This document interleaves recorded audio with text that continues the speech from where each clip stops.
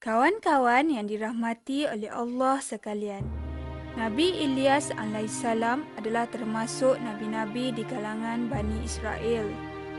Firman Allah Subhanahu wa taala dalam surah Asy-Syafa'at ayat 123 hingga 132. Sesungguhnya Ilyas benar-benar termasuk seorang dari rasul-rasul.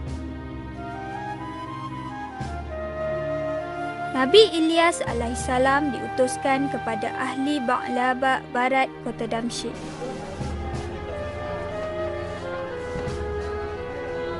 Kaum tersebut menyembah berhala yang mereka berikan nama sebagai Ba'lan ataupun Ba'al.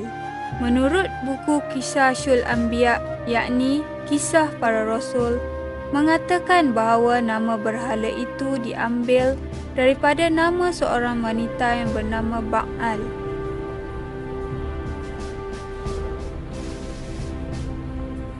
Al-Quran ada menyebutkan apa yang dikatakan Nabi Ilyas alaihissalam kepada kaumnya, iaitu, Patutkah kamu menyembah Baal dan kamu tinggalkan sebaik-baik pencipta, iaitu Allah Tuhanmu dan Tuhan bapa-bapamu yang terdahulu. Surah Asy-Syafa'at ayat 125. Tetapi dengan angkuhnya kaum Ba'laba menolak seruan yang dibawa oleh Nabi Ilyas alaihissalam.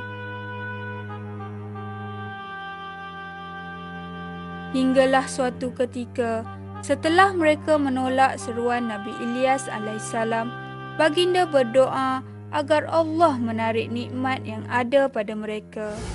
Kemudian Nabi Ilyas alaihissalam berdoa lagi agar Allah Subhanahu wa taala menurunkan bencana kemarau ke atas mereka. Selama 3 tahun mereka mengalami kemarau. Semua tanaman dan ternakan mereka musnah. Mereka juga hidup dalam kelaparan. Ancaman kelaparan telah menyebabkan mereka semua berjumpa dengan Nabi Ilyas alaihissalam.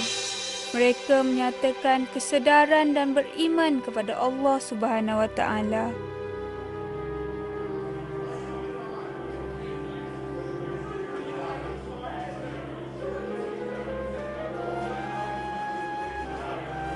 Melihat akan kaumnya itu, Nabi Ilyas alaihissalam terus berdoa kepada Allah Subhanahu wa taala, dan Allah Subhanahu wa taala telah memakbulkan doa Nabi Ilyas alaihissalam.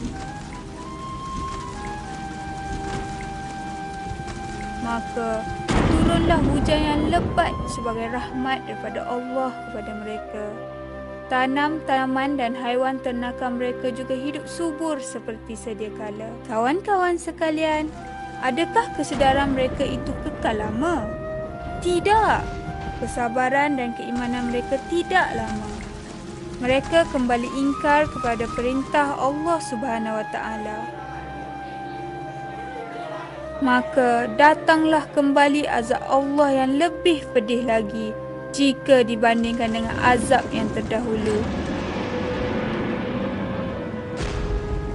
Azab yang menimpa mereka itu ialah gempa yang sangat dahsyat sehingga terkuburnya mereka semua. Tetapi Nabi Ilyas alaihissalam serta pengikutnya terselamat dari gempa tersebut. Kawan-kawan yang dirahmati oleh Allah, pengajaran yang boleh kita perolehi dari kisah Nabi Ilyas alaihissalam ini ialah manusia sentiasa berada dalam kerugian kecuali orang-orang yang beriman dan melakukan amal soleh serta saling mencari kebenaran dan saling berpesan-pesan supaya bersifat sabar. Dalam kisah Nabi Ilyas alaihissalam ini dan juga nabi-nabi sebelumnya, sering kita dengar bahawa manusia itu sering lupa diri apabila berada di dalam kesenangan.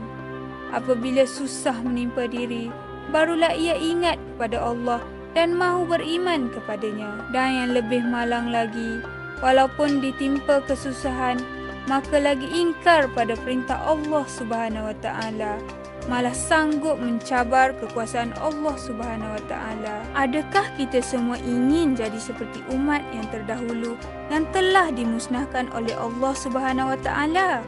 Sudah pastilah kita semua tidak mahu jadi seperti itu. Oleh itu, hendaklah kita selalu berdoa kepada Allah Subhanahu Wa Taala agar setiap kali kita menerima kesenangan, kita bersyukur dan melaksanakan perintah Allah. Dan apabila kita menghadapi kesusahan, hendaklah kita bersabar. Setiap kesabaran itu pasti ada ganjaran yang akan diberi oleh Allah. Jika tidak di dunia, pasti di